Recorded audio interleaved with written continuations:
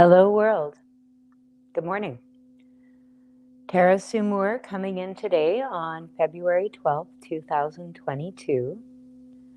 So again, a lot of twos in that number. And interestingly enough, we started this yesterday, February 11th. And it's almost 11:11, about to be by my clock, although I have noticed of late that even electronic clocks are running on different time. So over the next day or two, I think I'll fall into a rhythm with how I'm going to lead these sessions. And the first thing I want to do is actually open with 1 minute of heart-brain coherence, and I'm going to start that now. I am simply going to start to breathe deep into my body, breathing in for roughly half the length of time I take to breathe out, seeing, sensing, feeling, and imagining the breath is going through my heart. And I invite you all to do that with me.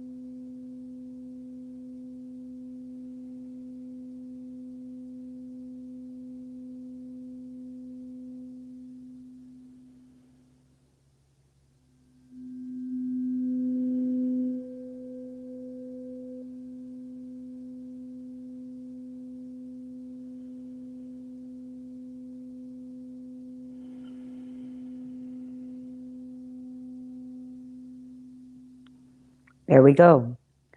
Now, I've done a fair amount of coherence work now for a number of years. And as soon as I even start, my body responds because it's quite entrained. It's kind of like Pavlov's dog. It knows what we're going to do. And it also knows the feelings that we're looking for. And it knows that those feelings feel way better in my body than the feelings that my body naturally learned and chose to feel through a lot of my life. So that's a very simple practice I do constantly, every day, with intention, without intention. And again, I invite everyone to just try it and notice how you feel. It's simple, but sometimes the best solutions are simple.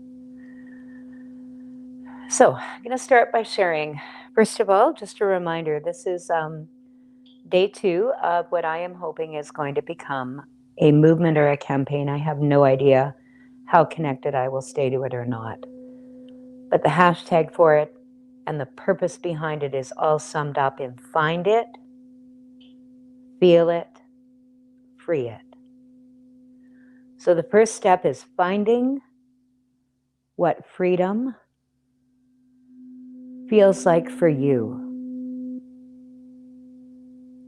And I'm just going to suggest that if you choose to participate over a little bit of time, it's highly probable that your feeling of freedom will shift and change.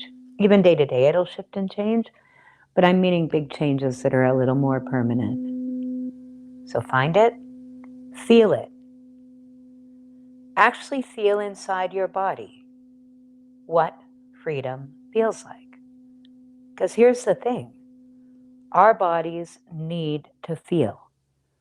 Feeling is a part of what keeps us healthy and alive. Being able to feel is one of the biggest experiences of being in a human body that you don't get unless you are in a living body. Being able to feel emotions. Feel it through your entire body.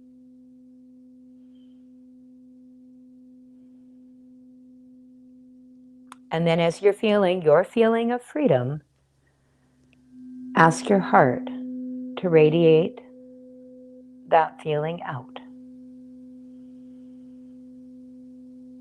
And I want to be clear, we're not sending it, at least if you're working with me. So I encourage everyone to be curious and experiment.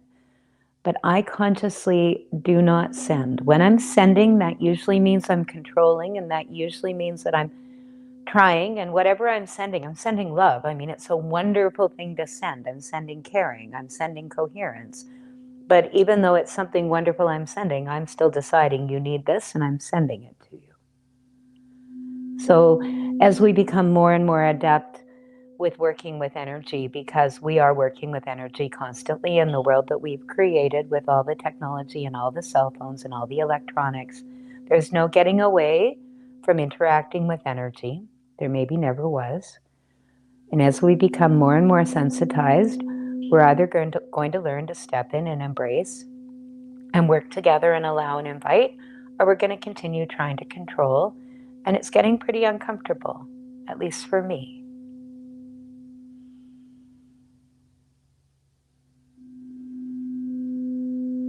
So today I'm recording from a different place in the Crystal Cavern.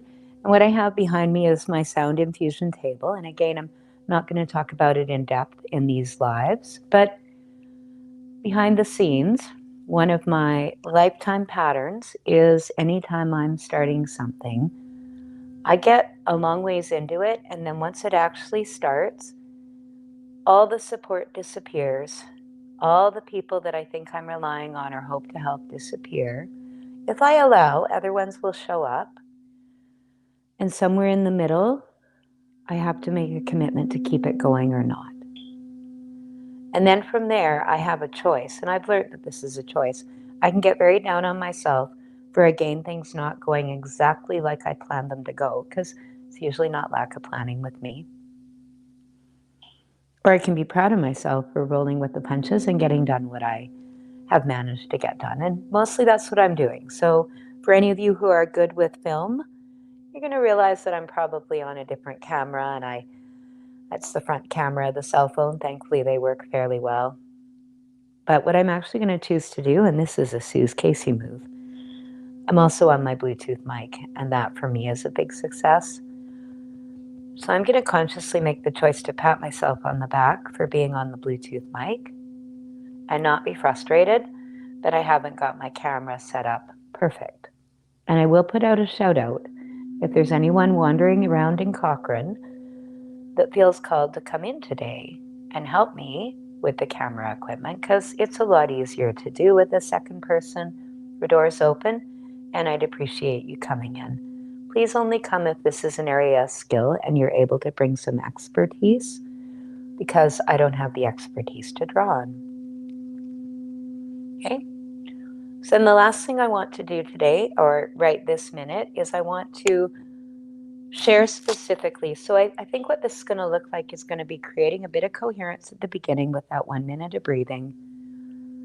Me talking a little bit about something to do with my own practices, and then me actually teaching and guiding some sort of a coherence technique. So the first step, and I happen to use a combination of breath and imagery, and I'm HeartMath trained, so I always involve the heart, because my own training tells me that when I bring the heart online, the changes that I'm looking for can happen so much faster, so much more deeply, and so much more profoundly than they can happen if I'm only trying to make the change with 2 out of the 3 centers: body, or mind, body, heart.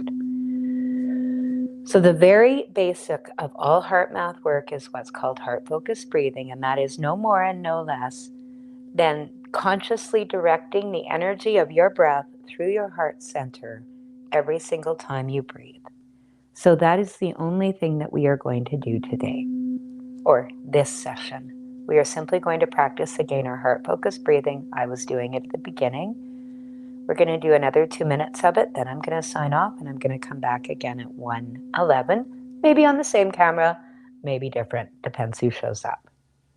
Okay, so heart-focused breathing. Simply see, sense, feel, or imagine that each breath you take, or the energy of each breath you take, flows in and out of your heart or chest space, breathing a little bit more slowly and deeply than you normally do.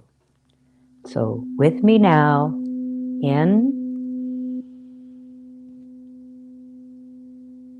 and out.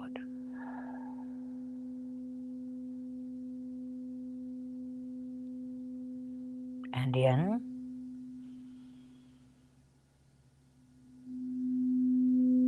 and out.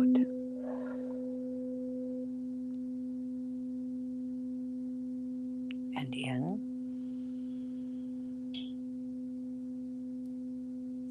and out.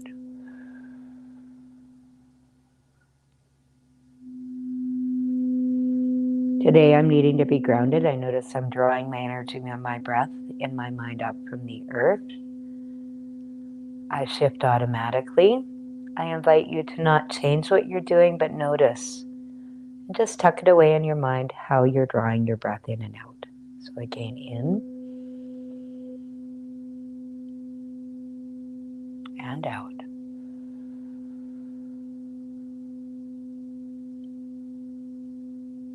And in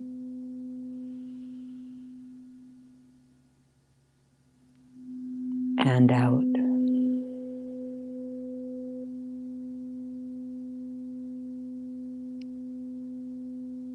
And in and out.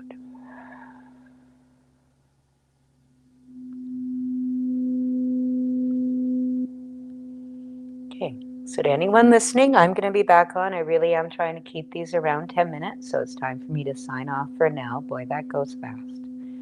For anyone who participates in this in the interim, please just notice any changes in your body. Notice how you draw your breath in. Don't try and change it yet. Notice how you feel after doing that breathing. To all of my friends who are rallying and high as a kite and protesting today, oh my gosh, have fun. I love the energy. I love the vibrancy. I love seeing humans come together. I love the feeling of what's going on there. It's not freedom for me, but oh my God, it's a fun feeling, and I hope you enjoy it.